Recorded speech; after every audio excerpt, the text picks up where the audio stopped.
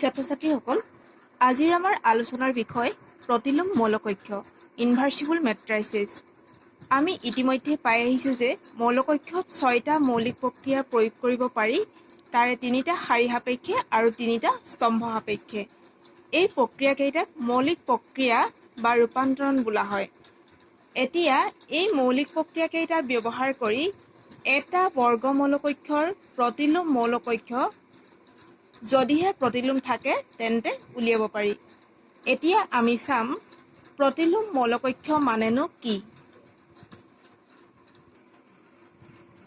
যদি এটা m ঘাতৰ বৰ্গমূলকক্ষ a সাপেক্ষে আন এটা একে ঘাতৰ বৰ্গমূলকক্ষ b পোৱা যায় যে ab = ba = i হয়, অৰ্থাৎ কি হ'ব লাগিব ab = ba = i, য'ত i হৈছে এটা অভেদ মৌলকক্ষ, তেনেহ'লে b এৰ প্ৰতিলোম মৌলকক্ষ ইনভাৰ্চিবল মেট্ৰিক্স বোলা হয় আৰু ইয়াক a ইনভাৰ্স প্ৰতীকেৰে প্ৰকাশ কৰা হয়।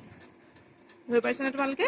কি হ'ব লাগিব ab = ba = i হ'ব লাগিব, তেতিয়াহ'লে b এৰ প্ৰতিলোম হ'ব আৰু ইয়াক আমি কি প্ৰতীকে ব্যৱহাৰ দেখুৱাম? a ইনভাৰ্স প্ৰতীকে প্ৰকাশ কৰিম। যদি ab = ba = i হয় তেন্তে b মৌলকক্ষটো a ৰ প্ৰতিলোম মৌলকক্ষ, অৰ্থাৎ b = a ইনভাৰ্স। আনহাতে a মৌলকক্ষটো হ'ব b ৰ প্ৰতিলোম, অৰ্থাৎ a = b ইনভাৰ্স। এতিয়া চাবা, যদি মৌলিক শাৰী প্ৰক্ৰিয়া প্ৰয়োগ কৰি কোনো এটা মৌলকক্ষ সাপোজ a ৰ প্ৰতিলোম উলিয়াবলৈ দিয়ে, তেন্তে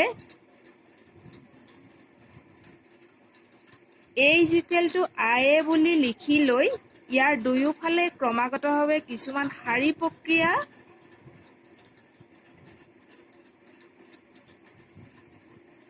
প্ৰয়োগ কৰি ইয়াক i = ba লৈ ৰূপান্তৰিত কৰা হ'ব আৰু এই ক্ষেত্ৰত a ৰ প্ৰতিলোম হ'ব b। অৰ্থাৎ শাৰী প্ৰক্ৰিয়া প্ৰয়োগ কৰি আমাক যদি প্ৰতিলোম উলিয়াবলৈ দিয়ে তেতিয়াহ'লে আমি কেনেকৈ লিখিম? a = i × a, i টো a ৰ বাওঁফালে থাকিব আৰু তেতিয়া আমি কিছুমান শাৰী প্ৰক্ৰিয়া প্ৰয়োগ কৰি এইটোক আমি কলৈ পৰিৱৰ্তন কৰিম? i = b লৈ পৰিৱৰ্তন কৰি দিম, তেতিয়াহ'লে a ৰ প্ৰতিলোম হ'ব b। ধৰিব পাৰিছানে?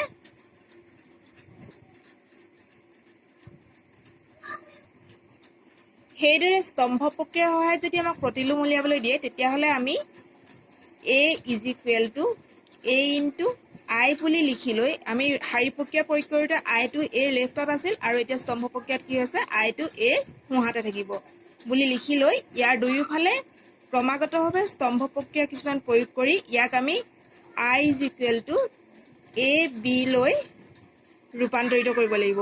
কলৈ ৰূপান্তৰিত কৰিব লাগিব? i = a b লৈ। তেতিয়া a ইনভাৰ্সটো a ৰ প্ৰতিলোম কি হ'ব? a ইনভাৰ্স = আমাৰ b হ'ব।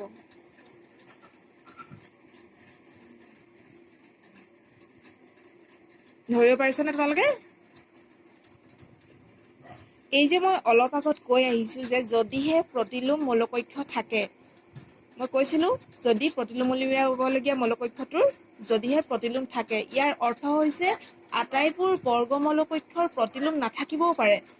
যদি a = ia বা a = ai ৰ ওপৰত এটা বা ততোধিক শাৰী বা স্তম্ভ প্ৰক্ৰিয়া প্ৰয়োগ কৰাৰ পিছত যদি বাওঁ হাতৰ এই মৌলকক্ষটোৰ এটা বা ততোধিক শাৰীৰ আটাইবোৰ মৌল শূন্য হয়, ধৰিব পাৰিছানে? তেনেহ'লে a ৰ প্ৰতিলোম নাথাকে, অৰ্থাৎ a ইনভাৰ্স নাথাকে। এতিয়া আমি এটা উদাহৰণ লৈ কৰি চাওঁ, তেতিয়া তোমালোকে সহজে বুজিব পাৰিবা। আমি এটা তোমাৰ 3.4 অনুশীলনীৰ 17 নম্বৰ অংকটো লৈ লৈছোঁ। এই অংকটোক আমি প্ৰতিলোম উলিয়াবলৈ বিচাৰিছোঁ। আমি ধৰি লৈছোঁ যিটো মৌলকক্ষ আমাক দিয়া হৈছে সেই মৌলকক্ষটো a বুলি ধৰি লৈছোঁ। a = 2 0 -1 5 1 0 0 1 3। এতিয়া আমি মৌলিক শাৰী প্ৰক্ৰিয়া প্ৰয়োগ কৰি আমি কি প্ৰক্ৰিয়া প্ৰয়োগ কৰিম? শাৰী প্ৰক্ৰিয়া প্ৰয়োগ কৰি ইয়াৰ প্ৰতিলোম উলিয়াম।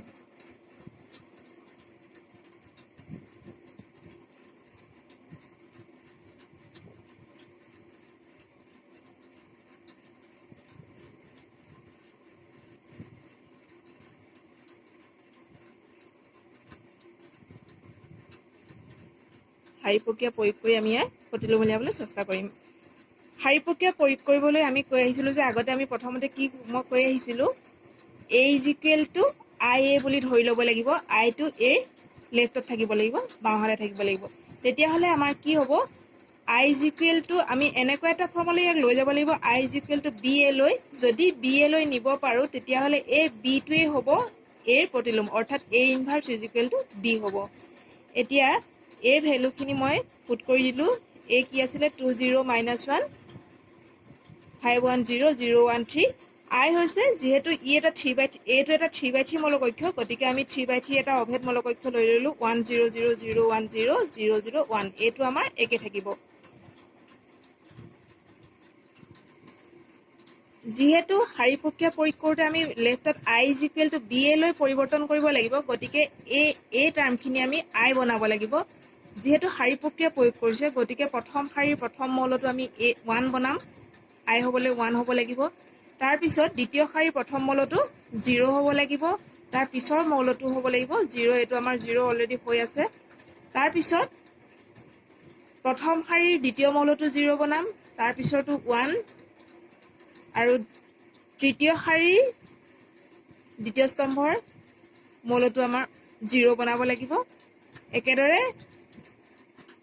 শেষত গৈ প্ৰথম শাৰীৰ তৃতীয় স্তম্ভৰ প্ৰথম মৌলটো আমি 0 বনাম, তাৰপিছৰটো 0, তাৰপিছত এইটো কি হ'ব লাগিব 1 হ'ব লাগিব। আমি এনেদৰে গ'লে আমাৰ এই লেফ্টত যিটো মৌলকক্ষ আছে সেইটো আই হ'ব।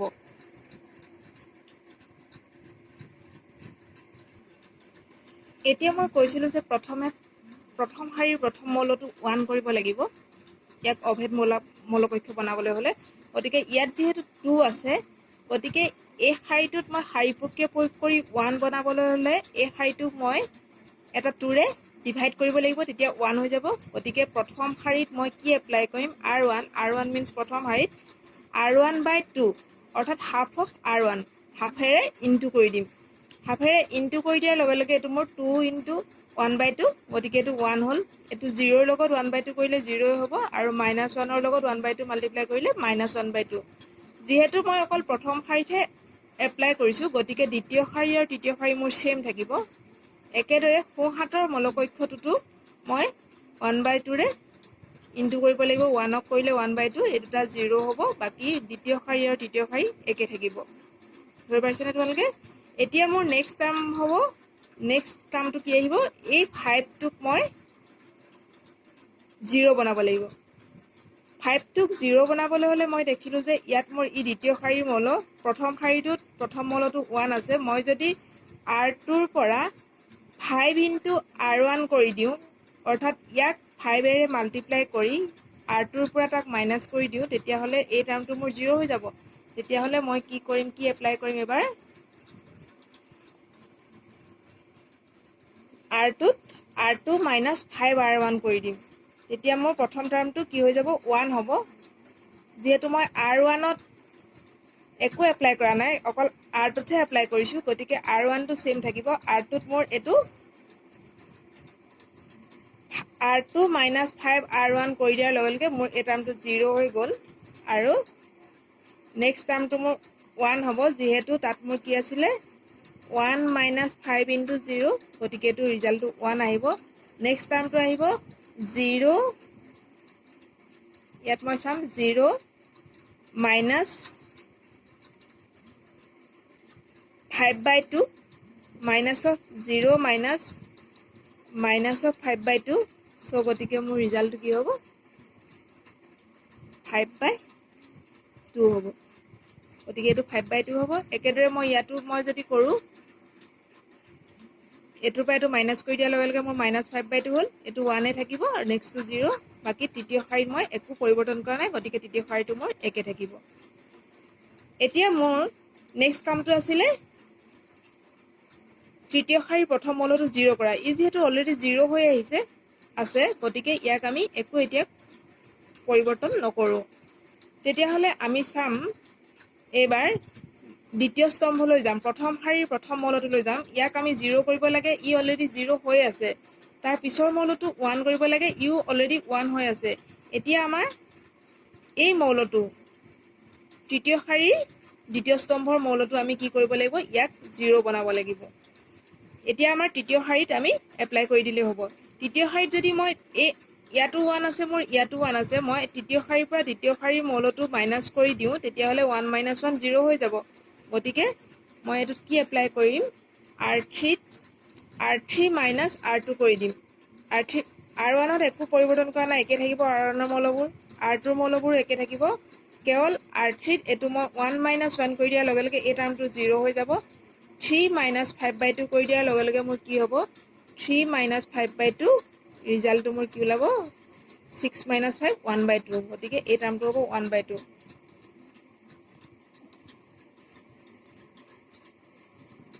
এটো 1/2 একেদৰে এটোত মই r3 - r2 যেহেতু কৰিছো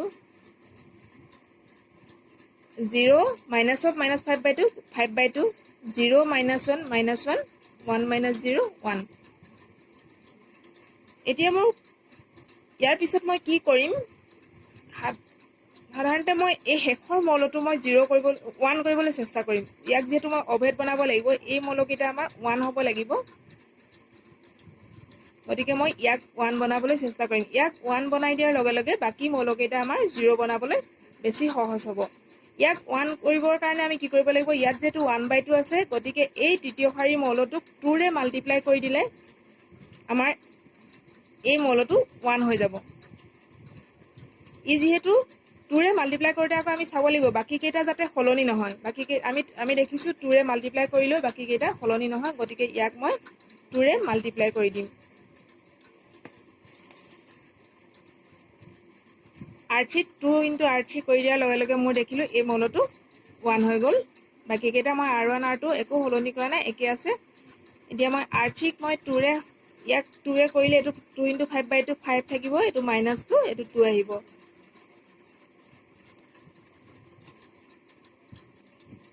মোৰ নেক্সট স্টেপটো কি হ'ব এই টাৰ্মটো মই 0 বনাব লাগিব আৰু ইয়াক 0 বনাব লাগিব এতিয়া যেহেতু মই এই টাৰ্মটো 1 কৰি ললো গতিকে মোৰ 0 বনাবলৈ সহজ হ'ব মই যদি প্ৰথম শাৰীৰ লগত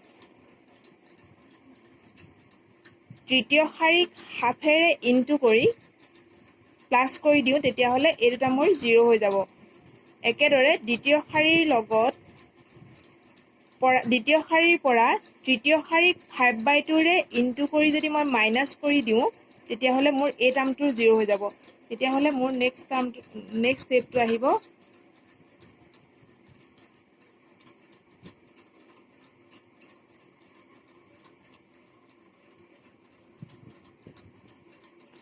কি এপ্লাই কৰিম r1 ত r1 + half r3 আৰু r2 ত কৰিম মই r2 - 5/2 r3 তেতিয়াহ'লে মোৰ টাৰ্মটো r1 মই হলনি কৰিছো r2 হলনি কৰিছো তেতিয়া মোৰ এই টাৰ্ম কেইটা এটো 0 হৈ যাব এটো 0 হৈ যাব আৰু এই কেইটা কেনেকৈ আহিব কি কৰিছিলো আমি r1 ত r1 + half r3 r1 ত মোৰ প্ৰথম মৌলটো আছিল মই এই কেইটাকে চাইছো আছিল half plus 1/2 * r3 r3 আছে মোৰ 5 গতিকে এটো হ'ব 5/2 ৰিজাল্টটো মোৰ কি ওলাব 6/2 = 3 ওলাব একেদৰে নেক্সটটো আহিব 0 - 2/2 = মোৰ ৰিজাল্ট ওলাব -1 এনেদৰে মই বাকি কেইটা তোমালোকে চাবা বাকি কেইটা এলিমেন্টটো এনেদৰে এটো ওলাব 1 নেক্সট ওলাব -15 6 -5 আৰু যেহেতু তৃতীয় শাৰী মই একো হলনি কৰা নাই 5 - 2 এটো একে থাকিব এতিয়া আমি কি কৈছিলো বাওফালে যেহেতু i হল 1 0 0 0 1 0 0 0 1 এটো i হল এতিয়া এটো কি ফৰ্মুলা মোৰ গুছি গল i = ba এটো ফৰ্মুলা যেতিয়া গুছি গল তেতিয়া হলে মই কি ক'ব পাৰো a ইনভাৰ্স = মোৰ এই b2 হ'ব মই আগত কৈ আহিছিলো তেতিয়া হলে মোৰ এই অংকটোত a ইনভাৰ্সটো কি ওলাব therefore মই a ইনভাৰ্স কি বুলি ক'ব পাৰো 3 -1 1 -15 6 -5 5 -2 2 ছাত্ৰ-ছাত্ৰীসকল আজি ক্লাছটো আমি আজি ইমানতে সামৰিব বিচাৰিছোঁ আশা কৰিছোঁ তোমালোকে এ ইনভাৰ্স মই এটা তৃতীয় ঘাতৰ মৌলকক্ষ কেনেদৰে এ ইনভাৰ্স উলিয়াই শাৰী প্ৰক্ৰিয়া প্ৰয়োগ কৰি মই উলিয়াই দেখুৱালোঁ তোমালোকে নিশ্চয় বুজিব পাৰিছা শাৰী প্ৰক্ৰিয়াৰ নিচিনাকৈ স্তম্ভ প্ৰক্ৰিয়া প্ৰয়োগ কৰিও মৌলকক্ষ উলিয়াব পাৰি ইয়াত আমি আজি আলোচনা কৰা নাই পৰৱৰ্তী ক্লাছত এইটো আমি আলোচনা কৰিম আশা কৰিছোঁ তোমালোকে ইয়াৰ পৰা যথেষ্ট উপকৃত হ'বা ধন্যবাদ